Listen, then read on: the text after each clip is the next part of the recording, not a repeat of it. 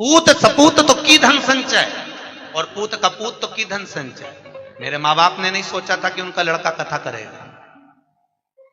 मेरे पिता चने का ठेला लगाते थे तो उनको नहीं मालूम था कि मेरा बेटा कथा करेगा। मेरे पिता ने चाय की दुकान लगाई तो कब्बसी हमने धोए थे, चाय के गिलास हमने चाय देने जाते थे। उनको नहीं मालूम था कि उनका बेटा कथा करेगा।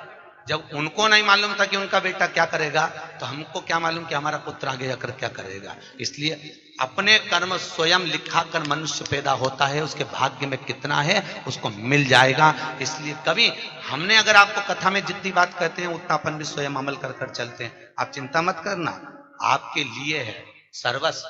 कल एक बहन जी कह रही थी, गुरुजी मेरा पर्स गिर गया सालासर में, पैसे नहीं।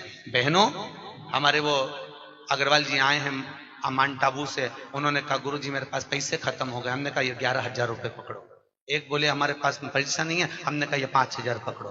आप विठलेश सेवा समिति में आई हो, आपके पास अगर ओढ़ने के कपड़े नहीं हो, कोई भेग चले गया हो, साड़ी नहीं हो, जगन्नाथपुरी में किसी के सूटकेस चले गए थे, उनको वस्त्र दिए 4-6 लोगों को। जिनके पास जो नहीं है, अगर टिकट भी नहीं है तो समिति में सूचना करिए, विठलेश सेवा समिति आपका किराया देगी, आपको भेजेगी।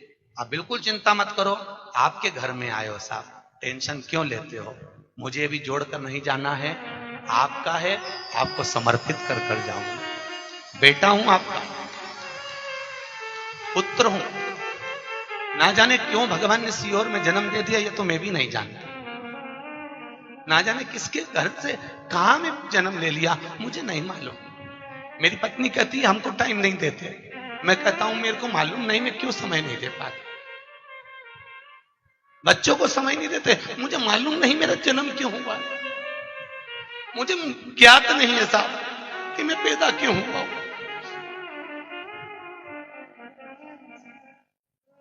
मेरे ससुराल वाले कहते हैं आप हमसे पूछते नहीं हो, मैं कहता हूं मुझे मालूम नहीं है साहब मैं क्यों जन्मा हूं, मेरे जन्म का कारण नहीं है।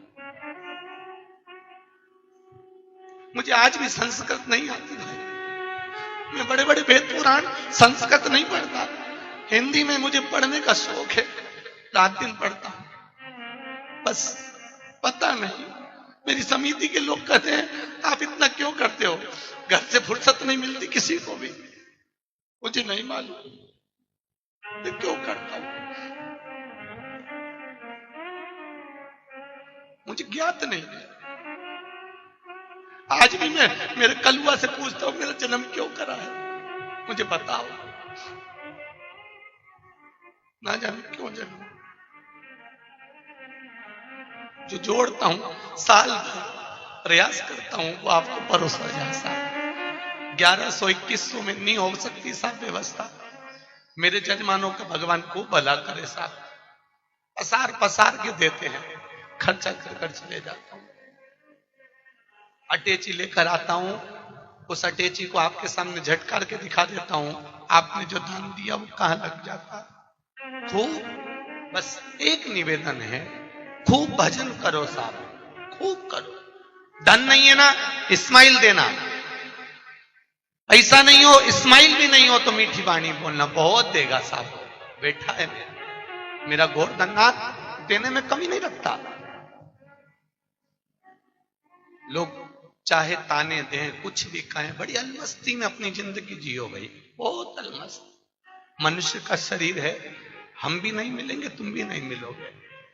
चले जाता है उसको लोग 10 दिन 8 दिन याद करते हैं, उसके बाद कोई याद नहीं करता। और सत्संग से जाने के बाद आपको लोग याद करेंगे कि कोई मिली थी, कोई मिला था। बहुत प्रेम से जीवन जियो साहब, और खूब सेवा करो माता पिता की। वो कह दे तू करोड़ों की दौलत यहां लुटा दे, लुटा दे। वो कह दे यहां बैठ जा, बैठ जा, देगा, उसका आशीर्वाद होगा, खूब मिलेगा, खूब मिलेगा।